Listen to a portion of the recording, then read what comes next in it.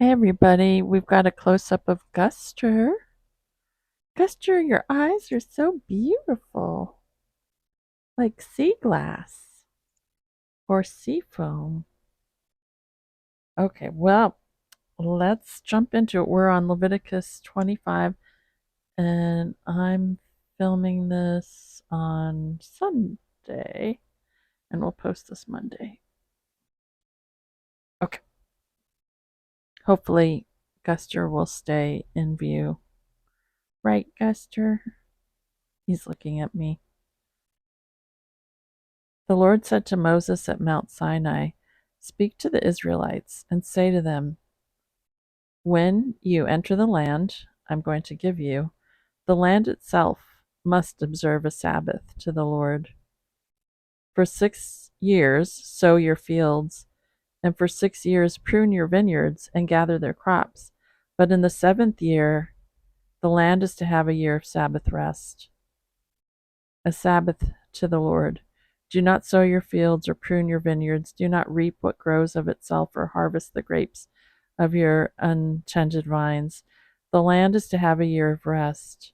Whatever the land yields during the Sabbath year will be food for you, for yourself, your male and female servants, and the hired worker and temporary resident who live among you, as well as for your livestock and wild animals in your land. Whatever the land produces may be eaten. Count off 7 Sabbath years, 7 times 7 years, so that the 7 Sabbath years amount to a period of 49 years. Then have the trumpet sounded everywhere on the 10th day of the 7th month, on the Day of Atonement. Sound the trumpet throughout your land. Consecrate the 50th year and proclaim liberty throughout the land to all its inhabitants. It shall be a jubilee for you. Each of you is to return to your family property and to your own clan. The 50th year shall be a jubilee for you. Do not sow and do not reap what grows of itself, or harvest the untended vines, for it is a jubilee and is to be holy for you. Eat only what is taken directly from the fields. In this year of jubilee, everyone is to return to their own property. If you sell land to any of your own people or buy land from them, do not take advantage of each other. You are to buy from your own people on the basis of the number of years since the Jubilee, and they are to sell to you on the basis of the number of years left for harvesting crops. When the years are many, you are to increase the price, and when the years are few, you are to decrease the price, because what is really being sold to you is the number of crops. Do not take advantage of each other, but fear your God. I am the Lord your God. Follow my decrees and be careful to obey my laws, and you will live safely in the land. Then the land will yield its fruit, and you will eat your fill and live there in safety. You may ask, what will we eat in the seventh year if we do not plant or harvest our crops? I will send you such a blessing in the sixth year that the land will yield enough for 3 years. While you plant during the 8th year, you will eat from the old crop and will continue to eat from it until the harvest of the 9th year comes in.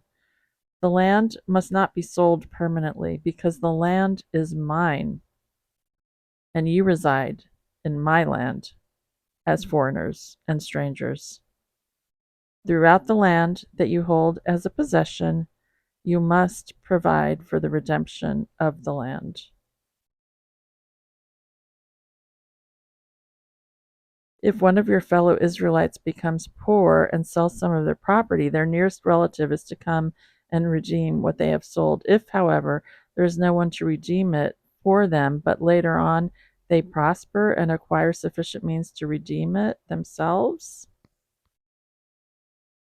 they are to determine the value for the year since they sold it and refund the balance to the one to whom they sold it. They can then go back to their own property, but if they do not acquire the means to repay, what was sold will remain in the possession of the buyer until the year of Jubilee. It will be returned in the Jubilee, and they can then go back to their property. Anyone who sells a house in a walled city retains the right of redemption a full year after its sale. During that time, the seller may redeem it. If it is not redeemed before a full year has passed, the house in the walled city shall belong permanently to the buyer and the buyer's descendants. It is not to be returned in the Jubilee. But houses in villages without walls around them are to be considered as belonging to the open country. They can be redeemed, and they are to be returned in the Jubilee. The Levites always have the right to redeem their houses in the Levitical towns which they possess. So the property of the Levites is redeemable. That is, a house sold in any town they hold and is to be returned in the Jubilee, because the houses in the towns of the Levites are their property among the Israelites. But the pasture land belonging to their towns must not be sold. It is their permanent possession. If any of your fellow Israelites become poor and are unable to support themselves among you, help them as you would a foreigner and stranger, so they can continue to live among you. Do not take interest or any profit from them, but fear your God, so that you may continue to live, so that they, that's me, not the Bible, I made a boo boo. Take two, verse 36. Oh, hold on. I'm just going to pause for a second because um, Guster stretched out his paw and he's touching me with, he's touching my leg with his paw. It's really cute. That's cute, Guster.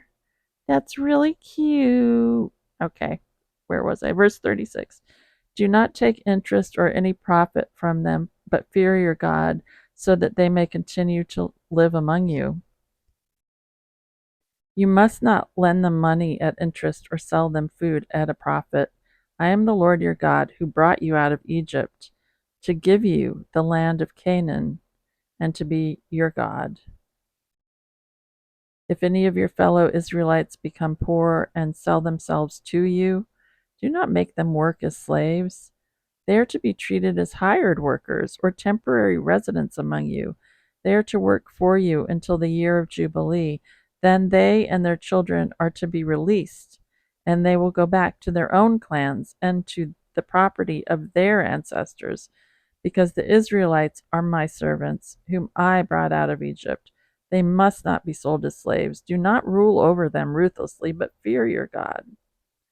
Your male and female slaves are to come from the nations around you. From them you may buy slaves. You may also buy some of the temporary residents living among you and members of their clans born in your country, and they will become your property.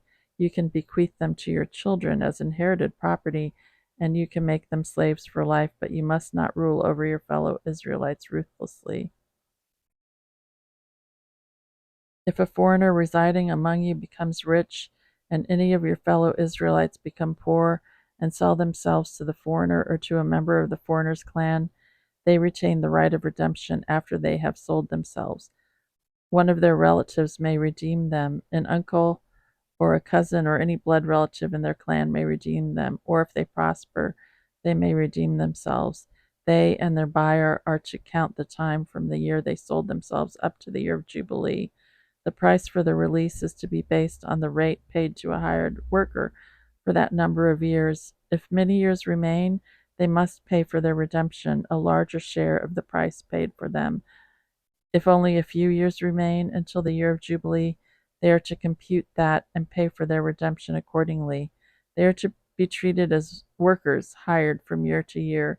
You must see to it that those to whom they owe service do not rule over them ruthlessly.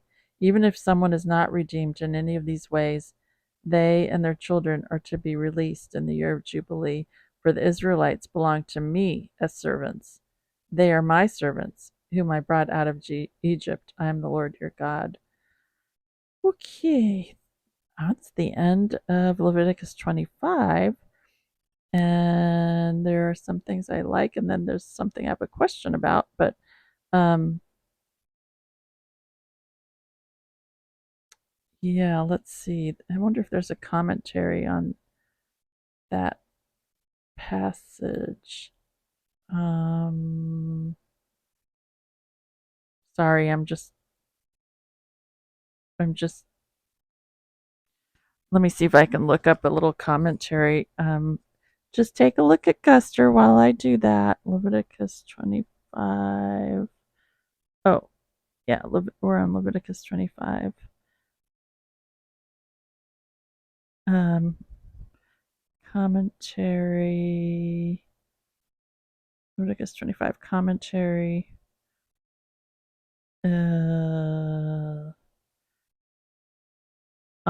Hold on, I'm gonna see if I can find anything because I don't want to talk off the top of my head because um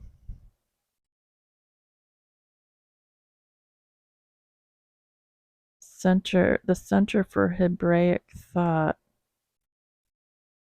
Well, let's see what this person has to say. Does Leviticus permit the abuse of slaves?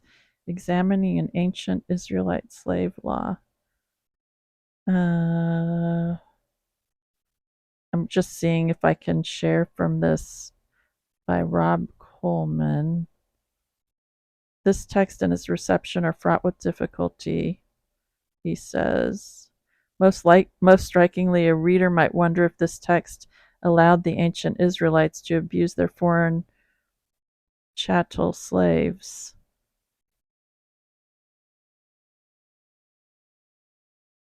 Hmm. Hold on, I'm just looking. Equally problematic. The Israelite slave laws in Leviticus neatly divide into 3 sections. Do, do, do, do, do. Um, sorry, hold on. The did Leviticus, okay, this is from the Biblical Mind. Did Leviticus 25 verses 44 through 46 permit the abuse of Israel's slaves? The answer is no. However, Stackert answers this question in the affirmative because of the strong contrast. I'm trying to I'm trying to figure this out. Um, I'm trying to see where. Just keep looking at Guster while I try to figure this out. Uh, okay, well, I'm going to turn to another commentary. Leviticus commentary and slave. Hold on.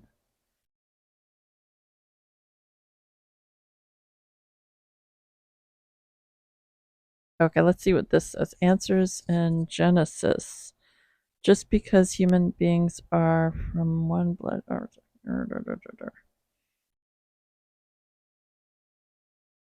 Sorry, I'm just. Okay, I'm having trouble. Um, there's something called the Puritan Board. I don't know what that is. I'm just looking for a commentary on this passage because of what we read.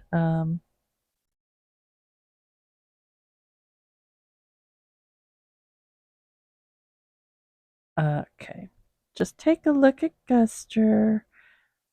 Apologetics, rejecting the ridiculous idea that the Bible ever allowed slavery. This is by Kyle Davison Bear.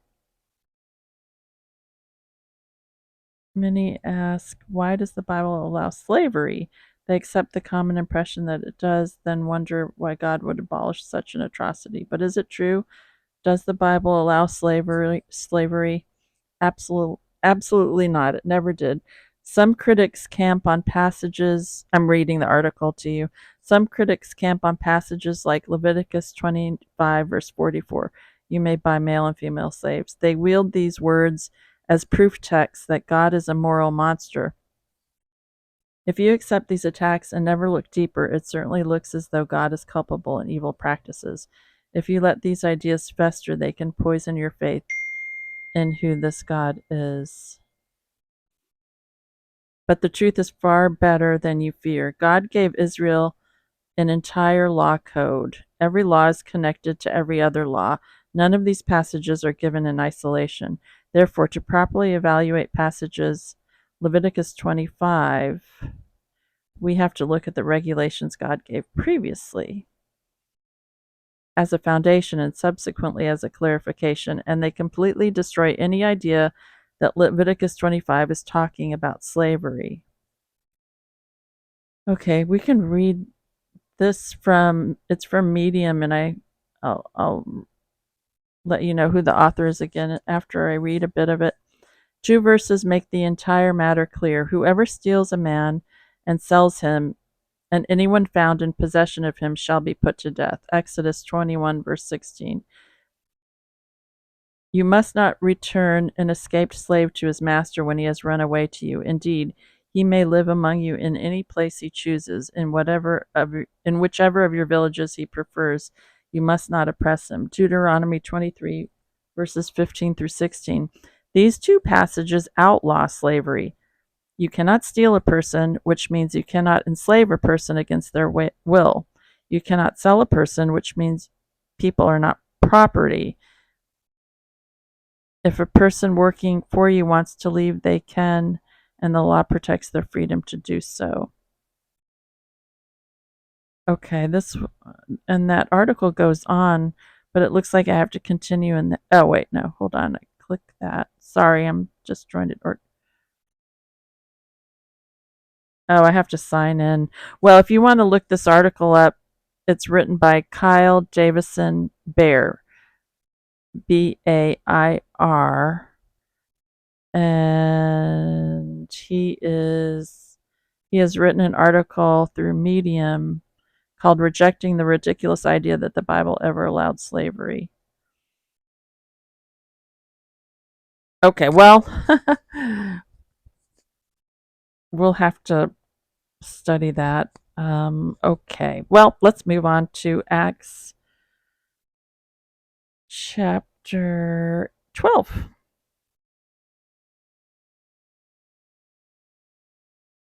I guess he's telling us to take everything in context, that author. Okay, Acts chapter 12. It was about this time that King Herod arrested some who belonged to the church, intending to persecute them. He had James, the brother of John, put to death with the sword. When he saw that this met with approval among the Jews, he proceeded to seize Peter also. This happened during the festival of unleavened bread. After arresting him, he put him in prison, handing him over to be guarded by 4 squads of 4 soldiers each. Herod intended to bring him out for public trial after the Passover, so Peter was kept in prison, but the church was earnestly praying to God for him.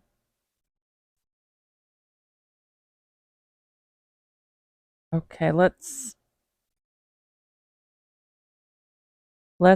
stop there because I spent so much time on Leviticus 25. Um, and let's say a prayer. Lord, I pray for clarity on specifically Leviticus 25. There was a lot in Leviticus 25 that I liked and a lot that I didn't understand. So we just pray for wisdom and, yeah, for wisdom and discernment. I know that your word is true and your word is so prophetic and you are real. Lord, bless everyone listening. Give them, if they live in the United States and celebrate Thanksgiving, pray for a good Thanksgiving, which will be coming up soon. And I pray for every person that you just would reveal yourself to them in special ways this week. Pray for the peace of Jerusalem, for the peace of Israel. I pray for the hostages that they would all be released, Lord, in Gaza. And I pray for the Palestinian Christians that they would have deliverance from Hamas and that you would make a way for them to get out of Gaza. and protect them and put your angels around them. Pray these things in Jesus' name. Amen. All right, everybody. I'm gonna I think I'll record another video tonight because I will be away. I'm traveling for Thanksgiving, so and then I won't be near the kiddies. But of course they will have a lovely cat sitter. Like I said, I'm a cat sitter. I'm a long-term cat sitter for my best friend, and so Guster and Henry are technically not my babies, but I feel like they're my babies because I mean I've known them all their lives. But anyway, so so I'll be recording probably a bunch of videos in advance and then posting them, scheduling them on certain days. But and when my friend returns, I'll still be able to read the Bible to them. So it should go on as scheduled, God willing, and the rivers don't rise. Okay, everybody. Bye.